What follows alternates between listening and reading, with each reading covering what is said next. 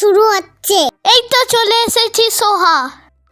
একটি শান্ত নদীর ধারে ছোট্ট গ্রাম, সবুজ ঘাস, কাঁচা বাড়ি আর সকালের নরম আলোয় গ্রামটি যেন ঘুমাচ্ছে।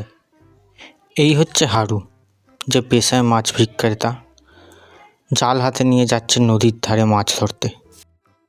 নদীর ধারে এসে সে জাল গুছিয়ে জাল ছুড়ল নদীর জলে।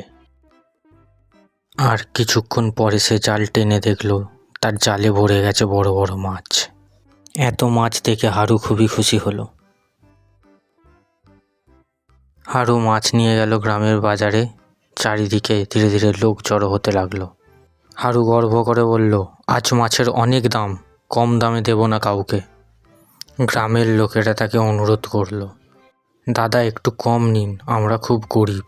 হারু মাথা নেড়ে বলল, না, এত কষ্ট করে ধরেছি, কম দামে দেব না। লোকেরা মন খারাপ করে বাজার ছেড়ে চলে গেল। হারু একা তার মাছ নিয়ে দাঁড়িয়ে রইল বাজারে। সেই দিন খুব গরম রোদ ছিল, ফলে ছুরির মাছগুলো রোদে পড়ে পড়ে নষ্ট হতে শুরু করলো এবং তার ওপর মাছি এসে বসতে শুরু করলো। হারু ভাবল, গ্রামে না বিক্রি করে শহরে নিয়ে গিয়ে বিক্রি করব।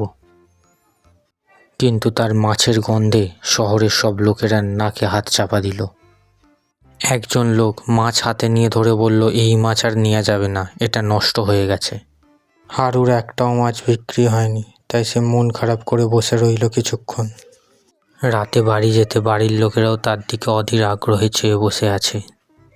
হারু বুঝলো তার এই লোভের জন্য আজ সে কিছু উপার্জন করতে পারেনি, তাই মন মরা হয়ে বসেছিল।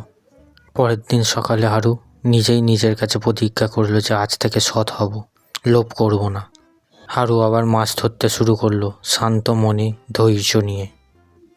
মাছ ধরে সে বাজারে এলো এবং ন্যায্য দামে মাছ বিক্রি করতে শুরু করলো, যার ফলে গ্রামের মানুষও খুব খুশি হলো এবং হারুও নিজে খুব আনন্দিত হলো। এর থেকে আমরা শিখলাম, লোভ করা ভালো নয়, সততাই জীবনের সুখ এনে দেয়। যদি গল্পটি ভালো লেগে থাকে অবশ্যই like, comment, share and subscribe করবেন। ধন্যবাদ।